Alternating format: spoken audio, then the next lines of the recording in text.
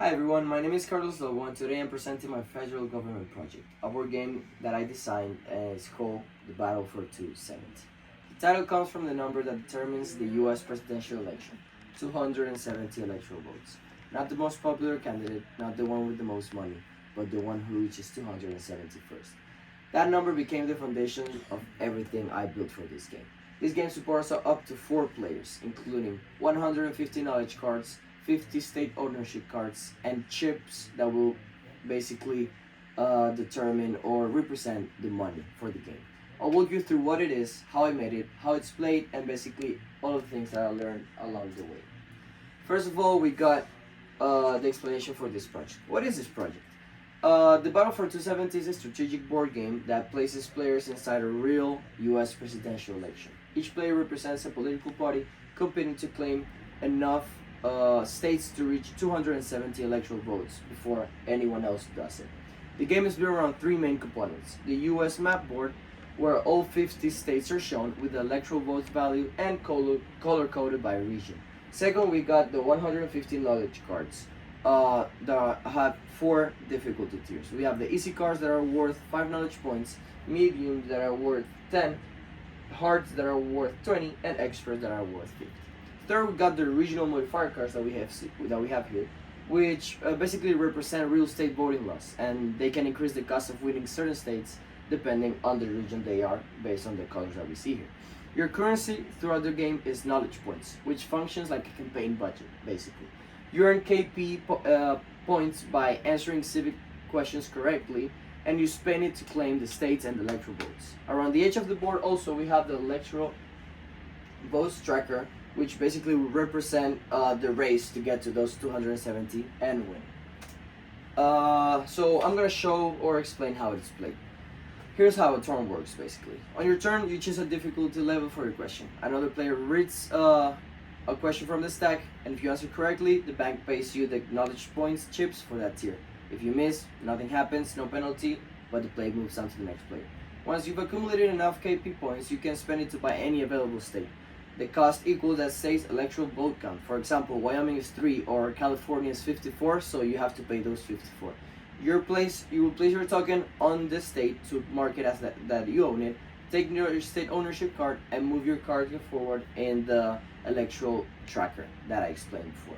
If the state you want is a restricted region, like the Southeast for example, you draw a regional modifier card first. It might say something like, pay 5 extra KP due to voter ID law.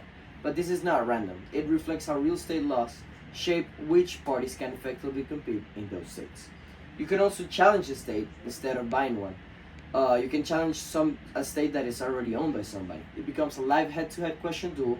Win and you take the state. But if you lose, you pay the KP penalty equal to that state's cost. The game ends the moment someone hits 270. If the card deck runs out before the player with the most individual state wins, which mirrors the contingent election process outlined in the Constitution, where the House of Representatives basically decides the outcome on or who's the winner.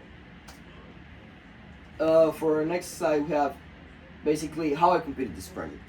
I completed this project in 4 main phases. The first was research at the beginning of the semester, as we did. Before I could design anything, I needed to actually basically understand the material.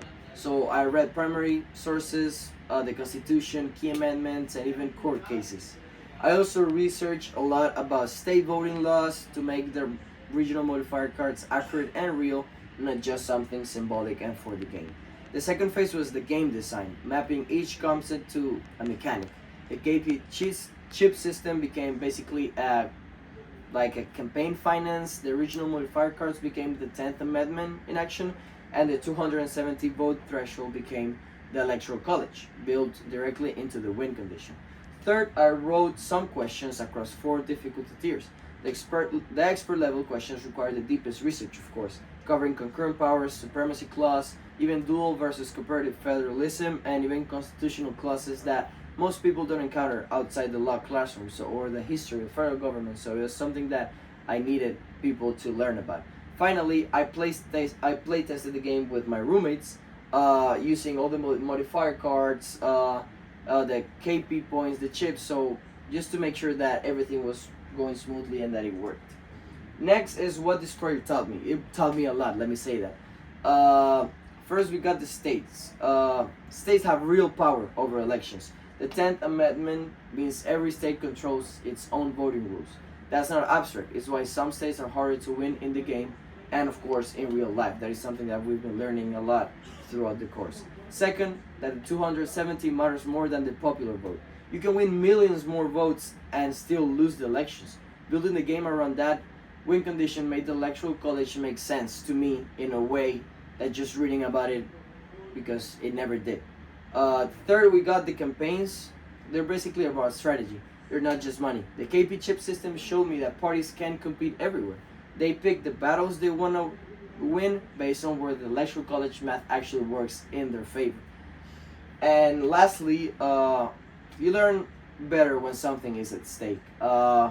We like to read and stuff, but I remember more from one playtest round than from reading a whole chapter. And it is true. When you lose a state because you got an answer wrong, you don't forget that answer. And it is what it is.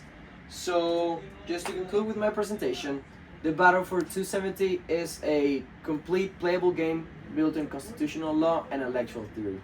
Every mechanic has a direct real-world parallel. The KP chips are basically campaign finance, the modifier cards are state sovereignty, and the 270 vote threshold is the Electoral College. What I hope this project demonstrates with this is that US politics is not run by one person or decided by one rule. It is shaped by 50 states, each with its own laws, its own history, and its own electoral weight. And understanding that really is exactly what the class is about. So, this game taught me a lot.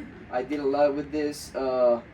Just by researching and creating the game, it just made me learn some new stuff that I wouldn't have learned if just by reading the chapters. So, I appreciate doing this job, and hopefully you guys liked it. So, thank you.